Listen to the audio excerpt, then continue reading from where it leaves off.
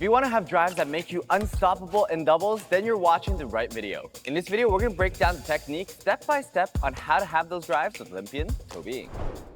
What is our step number 1? Okay, so most important part is the timing. So we need to be able to do the split step, and we want to step and hit at the same time. Okay, show us what that means. So I'll demonstrate it, right? You want to split step. Okay. So it's not easy, right? I think it's not easy without the shuttle. Okay, fine. Well, we'll give you a shuttle. Give you a shuttle, okay. Okay. All right, ready? So the timing is still not the same. I'll say it. I feel like this is something I should do naturally, but... So this is actually a great way to practice the tempo because we can do it slower and then we kind of change it up, like try 2, try 3. Okay, but what we practice is, we're practicing just a tempo of hitting drives. Yeah, the other thing which is very important to mention is the bigger your step, the greater the recovery on the next one. So even when I was demoing, I was trying to keep the first step pretty short. So my foot actually doesn't move too far from my base. Okay, I think it makes sense. Yeah, give that a try actually. Sure. I think that'll be better. Sure, So okay. don't step too much. Okay. Oh. 2. Okay, try again. Okay, 1, 2. 1, 2. Oh, better. Your opponent is always going to try and break your tempo. So you'll have to be able to adjust it, right? So adding that like variable tempo actually is going to be better for practice overall.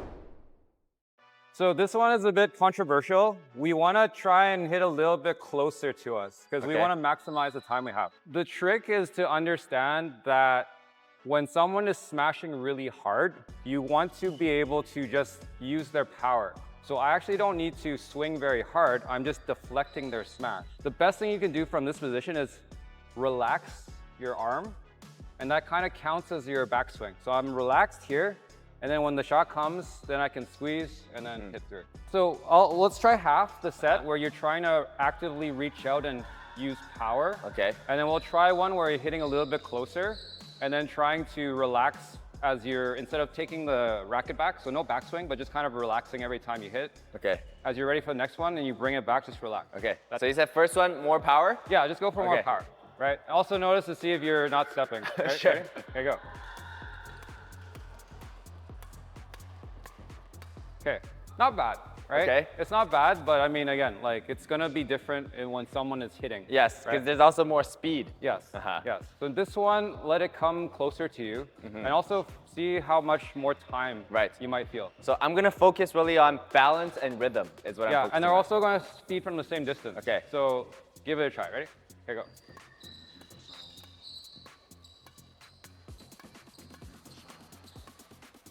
It's a lot easier. It is. Yeah. Right? So again, because it's easier, you're more comfortable, you actually have more time to react. And if you have more time to react, you have more time to decide where you want to hit. Right. And I feel like for this, especially when the smash is coming fast, this is all I need to do. If I try to do that, it's like, I'm gonna be hitting it late anyways. It's gonna be going to the side. Yeah. Quick pause, we do things differently here. We don't sell courses and we don't hide great coaching behind paywalls because everything we teach on this channel stays completely free and that's never changing. If you want to help keep it that way, join our YouTube memberships where you'll get access to our private community, member perks, and you'll be directly supporting free education for people everywhere. Now back to the video. So we're gonna look at grip again, but we wanna hold it higher. That's gonna be very good against defense, against someone from the front. Okay. But if I need more power in my drives, then actually I wanna hold the grip a little bit lower. But we just talked about like not using power. Why do we want to use power in our drives? Because sometimes if they half smash and you need to put a little bit more power in to get it to the corners, that's going to be a lot easier when your grip is lower, just the physics of having a longer lever arm versus having it too short. Let's say, okay, so we're defending, right? We give them a lift. Yeah. Does that mean every time we give them a lift, we're supposed to hold it further back? So you have to kind of understand what your intention is on defense, right? So if you are a little bit more tactical, what you can do is like, I'm going to hit it at the front person.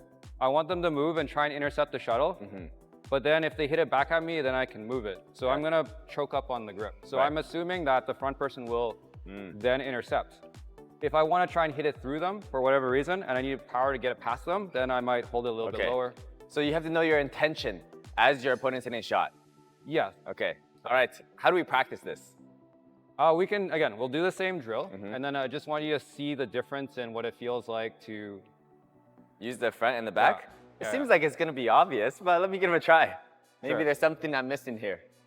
Okay, so which one do you want me to try first? So what we can do is just hold it lower, like maybe in the middle, right? And I'm gonna feed it really fast. Okay. Right? And then see if you can, see how fast you can hit it back. Right. Okay, let's try it. Ready? Here you go.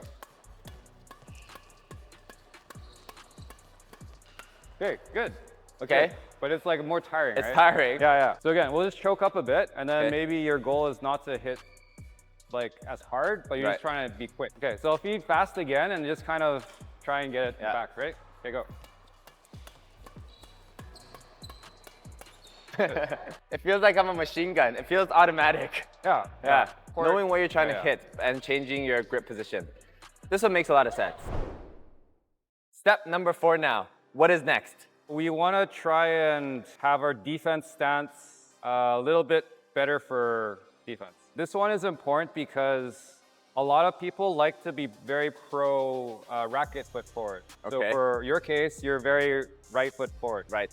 So that's okay in certain cases, but if you're actually on defense, you want to be able to give yourself a little bit more room. The reason is, again, if you are on defense in this position, right, if they drop, I can actually also get there in the one step, right? So that's actually very important. If I'm right foot forward, I need 2 steps to get to the front because I can't get here because I have to pivot on my left foot. So it's just actually the way it works. If I need to right foot lunge, then I have to go off this foot. Okay, this makes sense. Okay, well, let's try it. Okay. What the? Oh, man. Here, show us how to do it.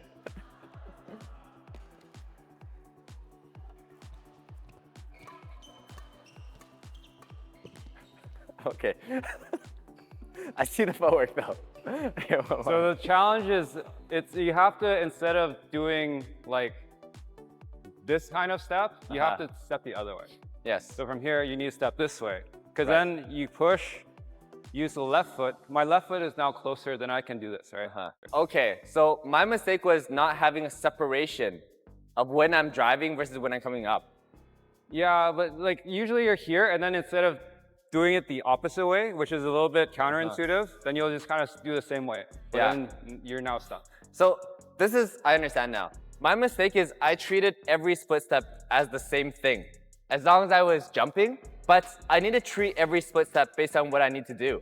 So if I'm driving, then it's like this. But if I know it's gonna be up there, then I need to split for up there. Yeah, so you can, like you could say it's like a directional split step, but for double. What is our last step to tie this all together? Again, it's how we feed this exercise, which is going to be important. And then this is a very good way of doing it because the way we've been showing it and demoing it. So we're gonna break down actually how we feed and how we can do that. Right, so I mean, I think it's important to teach you how to do the drill so you can practice the tips that we give you. So in this kind of case, the way to feed it is have the shuttles lined up together. Hold it up the arm this way. You can kind of hug it close. Whatever you can carry is good. So the most important part of this is when you feed, it's going to be this way. So your palm is facing down. You're going to grab the shuttle this way, and you're just going to throw it like, I don't know you're how to a give ninja? Yeah, that's a safer analogy. Anyway. Okay. Not like money, right? So again, right? Like think like you're throwing ninja stars or whatever it is.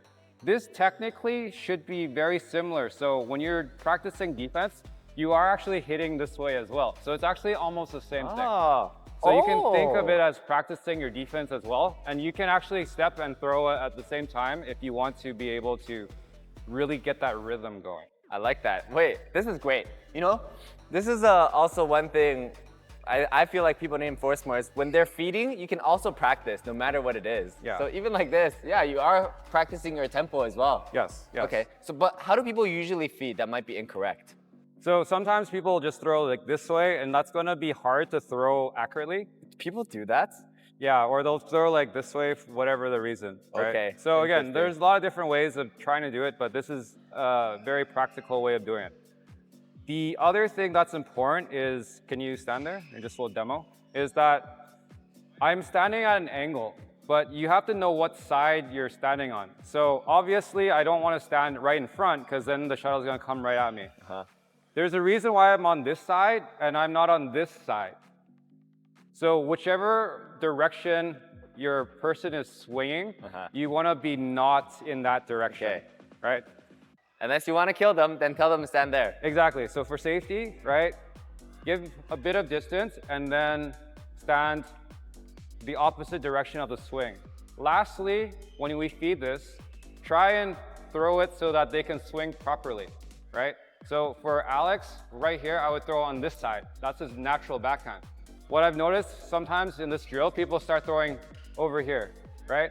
So it now becomes a bit awkward, right? So make sure you throw it where the racket is at first, unless that's what you're trying to practice, okay? So break it down that way, and then if you want to throw quickly, then again, relax and then throw. You can actually practice the swing the same way. That was a masterclass on having unstoppable drives. If you enjoyed this video, make sure to like and subscribe and check out the next video over here.